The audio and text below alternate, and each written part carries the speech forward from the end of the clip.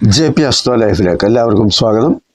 ഇന്ന് നിങ്ങളുമായി പങ്കുവയ്ക്കുന്നത് മിഥുനമാസ ഫലം, മകരക്കൂറുകാരുടെ ഫലമാണ് പറയുന്നത്. മകരക്കൂർ എന്ന് പറയുമ്പോൾ ഉത്തരാടത്തിൻ്റെ 2, 3, 4 പാദങ്ങൾ, തിരുവോണം അവിട്ടത്തിൻ്റെ 1, 2 പാദങ്ങളിൽ ചേരുന്നതാണ് മകരക്കൂറുകാർ. ജൂൺ 15-ാം തീയതി മുതൽ ജൂലൈ 16-ാം തീയതി വരെയാണ് ഈ മിഥുനമാസം. ജൂൺ 15 മുതൽ ജൂലൈ 16 വരെയുള്ള ഒരു മാസത്തെ ഫലമാണ് നിങ്ങളുമായിട്ട് പങ്കുവയ്ക്കുന്നത്. മകരൻ രാശിക്കാരുടെ ജന്മരാശാധിപൻ എന്ന് പറയുന്നത് ശനിയാണ്. ശനി ഇവരെ സംബന്ധിച്ച് പറയുമ്പോൾ ഏഴരാണ്ട ശനിയൊക്കെ കഴിഞ്ഞ് ഏപ്രിൽ മാസം മുതൽ 3-ാം ഭാവമായ മീനൻ രാശിയിൽ ഇഷ്ടഭാവത്തിൽ സഞ്ചരിക്കുക. അപ്പോൾ ശനി ജാതകത്തിൽ നല്ല ഭാവത്തിൽ ഉള്ളവരെ സംബന്ധിച്ചിടത്തോളം, പ്രത്യേകിച്ച് 3, 6, 11 ഭാവത്തിൽ ധനു, മകരം, കുംഭം, മീനം, തുലാം ഇങ്ങനെയൊക്കെയുള്ള രാശികളിൽ നിൽക്കുന്നവരെ സംബന്ധിച്ച് ഒരുപാട് മെച്ചമുണ്ടാകുന്ന ഒരു സമയമാണ് ഈ 3-ാം ഭാവത്തിൽ ശനി സഞ്ചരിക്കുന്ന സമയം. പല വിധത്തിലുള്ള നേട്ടങ്ങൾ ഇവർക്ക് ലഭിക്കാം. ധനലാഭം, എന്തിനേയും നേരിടാനുള്ള ഒരു ധൈര്യം 3-ാം ഭാവമാണല്ലോ. അതുപോലെ പല വിധത്തിലുള്ള സുഖസൗകര്യങ്ങൾ, ആഗ്രഹിക്കുന്ന ഏത് കാര്യവും സാധിക്കാനുള്ള ഒരു പ്രചോദനവും ഒരു കാഴ്ചപ്പാടും ഒരു ഭാഗ്യവും, അതുപോലെ ആരോഗ്യ സംബന്ധമായിട്ട് നല്ല സമയം, ധനഭാഗ്യ യോഗങ്ങളൊക്കെ ഉണ്ടാകുന്ന സമയം. ഇങ്ങനെയൊക്കെ നല്ല കാര്യങ്ങൾ പറഞ്ഞെങ്കിലും ഈ ശനിയുടെ ഒരു പ്രത്യേകത എന്ന് പറഞ്ഞാൽ ആദ്യം ചില തടസ്സങ്ങളൊക്കെ ഉണ്ടാക്കും, അതിനുശേഷമേ കാര്യം നടത്തും. 3-ാം ഭാവം സഹോദരസ്ഥാനം എന്ന് പറയുന്നത് കൊണ്ട് തന്നെ സഹോദരകാരകനായ ഗ്രഹം എന്ന് പറയുന്നത് ചൊവ്വയ. അപ്പം ചൊവ്വയും 3-ാം ഭാവവും ഒരാൾക്ക് എത്രമാത്രം അനുകൂലമാണോ അതനുസരിച്ചാണ് സഹോദര ഗുണം ലഭിക്കുക.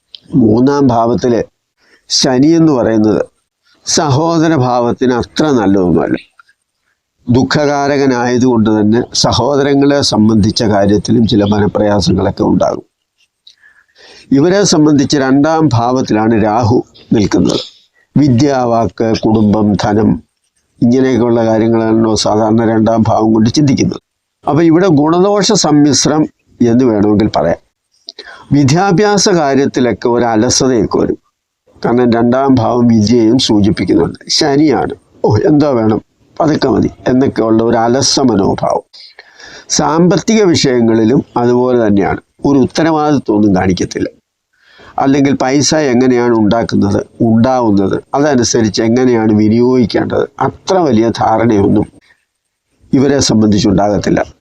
അതുപോലെ 2-ാം ഭാവത്തിൽ രാഹു നിൽക്കുക എന്ന് പറയുമ്പോൾ സ്വാഭാവികമായിട്ടും 2-ാം ഭാവം സംസാര രീതിയെയും സൂചിപ്പിക്കും. വാക്ക് അത് പലപ്പോഴും, കാരണം ചൊവ്വയും രാഹുവും തമ്മിലൊരു കണക്ഷനുണ്ട്, പരസ്പരം 7-ാം രാശി. അപ്പം ദേഷ്യം, കോപം. അതുപോലെ രാഹുവിൻ്റെ ഒരു പ്രത്യേകത എന്താണെന്ന് ചോദിച്ചാൽ സത്യം മറച്ചു വയ്ക്കുക, ഇച്ചിരി കാപട്യമൊക്കെ കാണിക്കുക. കാരണം ഈ രാഹു കേതുക്കളുടെ ഉത്ഭവം തന്നെ കാപട്യത്തിൻ്റെ സൂചനയായിട്ടാണല്ലോ പറയുന്നത്. അപ്പോൾ അതുകൊണ്ട് സത്യവിരുദ്ധമായ കാര്യങ്ങളിൽ പ്രചാരണം നടത്തുക, യാഥാർത്ഥ്യം എന്താണോ അത് മറച്ചു വയ്ക്കുക, മറ്റുള്ളവരുടെ വാക്ക് കേട്ട് ചാടിപ്പുറപ്പെട്ട് വയ്യാവേലി വലിച്ചു വയ്ക്കുക, വീട്ടിലുള്ളവരുമായിട്ട് അത്ര നല്ല അടുപ്പം കാണിക്കാതിരിക്കുക. ഇതൊക്കെ തന്നെ ഈ രാഹുവിൻ്റെ സ്ഥിതിയും 2-ാം ഭാവത്തിൻ്റെ സ്ഥിതിയുമൊക്കെ സൂചിപ്പിക്കുന്നുണ്ട്. വീട്ടിലുള്ളവരുമായിട്ടും ഒരു നല്ല ബന്ധം അല്ലെങ്കിൽ ഒരു മാതൃകാപരമായ ഒരടുപ്പമോ മനസ്സ് തുറന്നു പറയുന്ന കാര്യങ്ങളോ ഒത്തൊരുമയോ ഒന്നും ഉണ്ടാകണമെന്ന് നിർബന്ധമൊന്നുമില്ല. 12-ാം ഭാവത്തിൻ്റെ ആധിപത്യമുള്ള വ്യാഴം 6-ാം ഭാവത്തിലാണ് നിൽക്കുന്നത്. മകരൻ രാശിക്കാരെ സംബന്ധിച്ചിടത്തോളം ധനു രാശി 12-ാം ഭാവമായിട്ട് വരുമല്ലോ. അപ്പോൾ അങ്ങനെ 12-ാം ഭാവാധിപൻ 6-ാം ഭാവത്തിൽ വരിക എന്ന് പറയുമ്പോൾ ദൂരദേശവാസത്തെ സൂചിപ്പിക്കാം. അന്യദേശവാസം, ഒരു തരത്തിൽ അതിനെ വിപരീത രാജയോഗമെന്നും ചിലരൊക്കെ പറയാറുണ്ട്. ഈ വിപരീത രാജയോഗം എന്താണെന്ന് ചോദിച്ചാൽ നേരായ വഴിയിലല്ലാതെ കാര്യം സാധിക്കുക, ധാർമ്മികമല്ലാത്ത മാർഗത്തിലൂടെ നേരായ വഴിയിലൂടെ അല്ലാതെ ഉണ്ടാകുന്ന സൗകര്യങ്ങളും സ്ഥാനമാനങ്ങളുമൊക്കെ ഈ വിപരീത രാജയോഗത്തെ സൂചിപ്പിക്കുക. വളഞ്ഞ വഴിയിലൂടെ നേടുന്ന ആ പുരോഗതി എന്ന് വേണമെങ്കിൽ പറയാം. ഈശ്വരവിശ്വാസമൊക്കെ കുറയും. 6, 8, 12 ഭാവാധിപന്മാർ പരസ്പരം രാശി മാറി നിൽക്കുക. 6, 8, 12 ഭാവാധിപന്മാർ ഇവിടെ ഒന്നിച്ചാണ് നിൽക്കുന്നത്.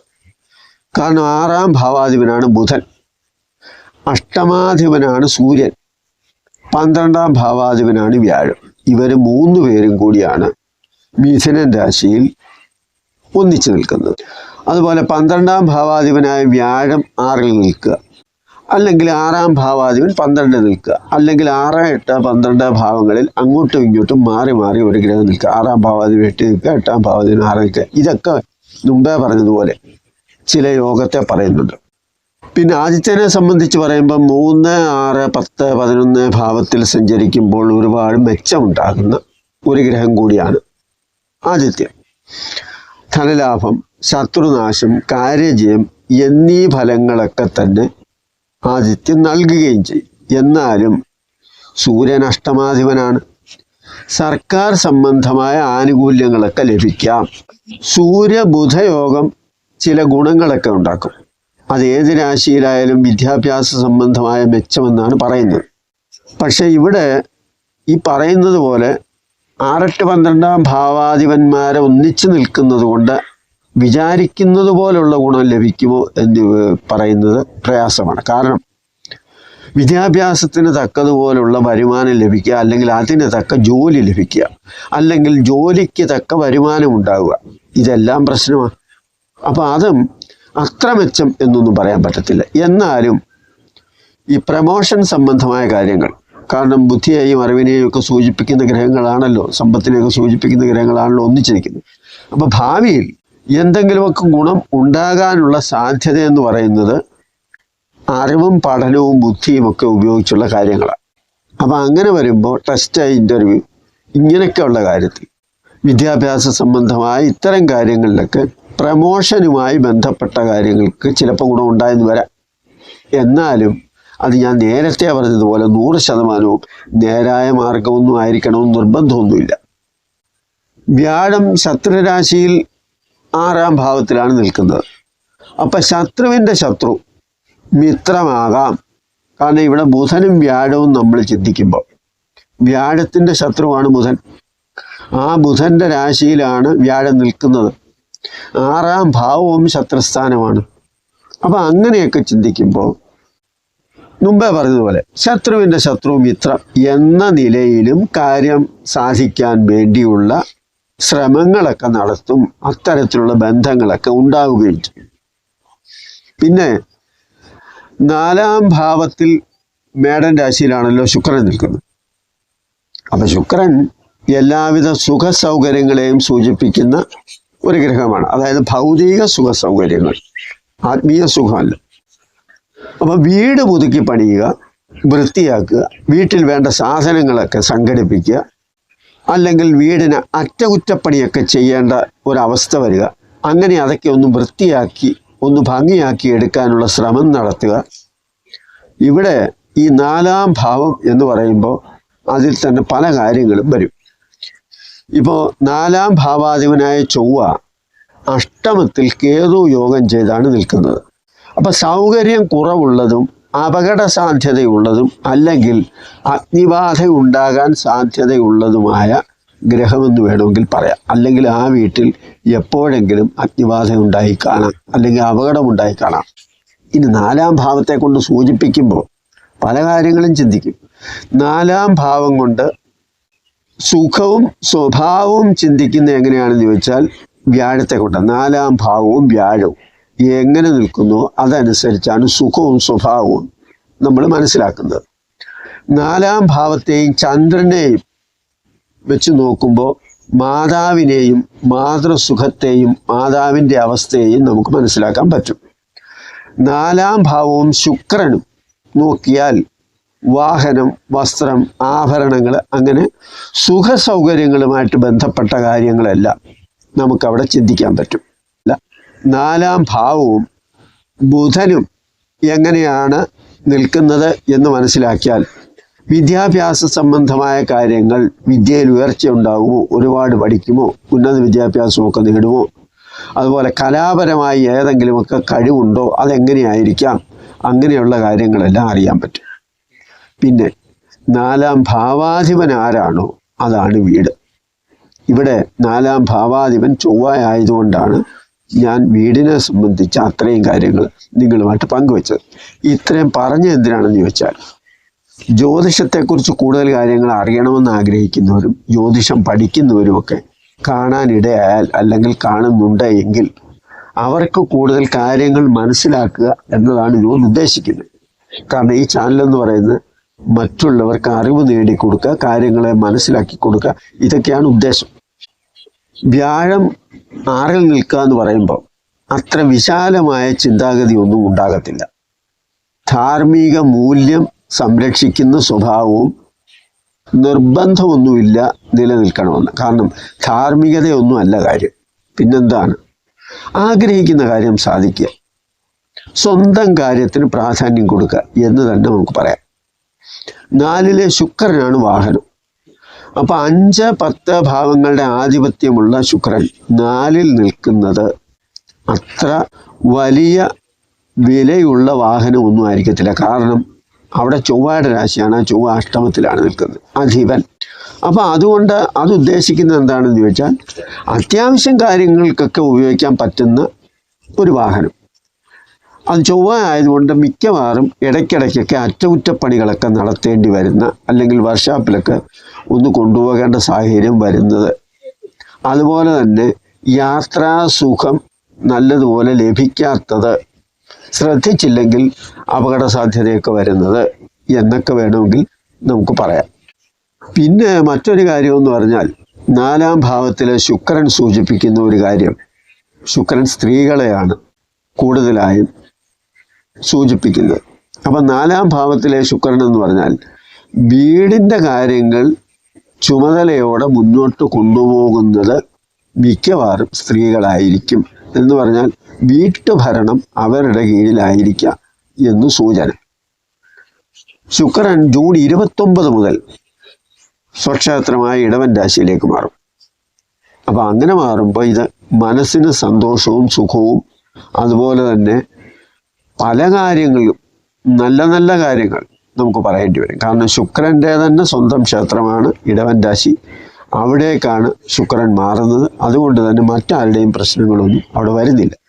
അപ്പോൾ സ്വാഭാവികമായിട്ടും സുഖ സൗകര്യങ്ങൾക്ക് വേണ്ടുന്നതൊക്കെ ശുക്രൻ നൽകും. 5-ാം ഭാവമാണ്.